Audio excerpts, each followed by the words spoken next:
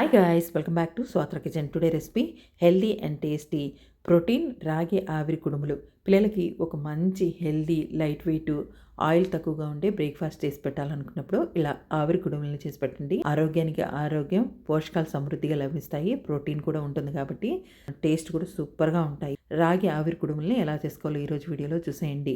రోల్లోకి 2 పచ్చిమిర్చి, అలాగే చిన్న అల్లం ముక్క, 1/4 టేబుల్ స్పూన్ జీలకర్ర వేసుకొని కచ్చాపచ్చగా దంచి పక్కన పెట్టుకోండి.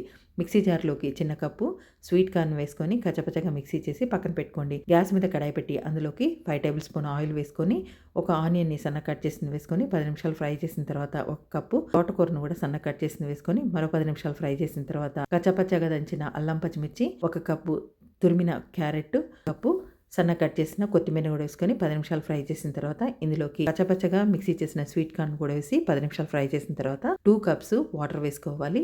రుచికి తగినంత సాల్ట్, 1 టేబుల్ స్పూన్ నెయ్యి వేసుకొని నీళ్లు తెల్లేటప్పుడు రాగి పిండిని వేసుకుంటూ కలుపుకోండి.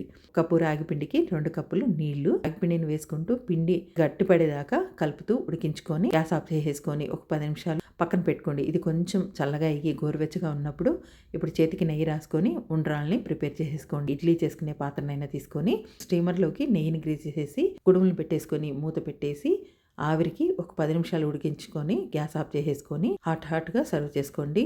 వీటితో పాటు చట్నీ కంటే కూడా ఎండుమిరపకాయల కారపొడి, పుట్నాల పొడి చల్లేసుకొని నెయ్యిని పైనుంచి వేసేసుకొని వేడిగా సర్వ్ చేసుకుంటే పచ్చడితో పని లేకుండా టేస్టీగా ఆస్వాదిస్తూ తినేస్తాము. సో టేస్ట్ అయితే మామూలుగా ఉండదు, సూపర్గా ఉంటాయి ఈ కారపొళ్ళతో తింటే. మీరు పచ్చడితో పని లేకుండా ఈ కారపొళ్ళతో సర్వ్ చేసేసుకోవచ్చు.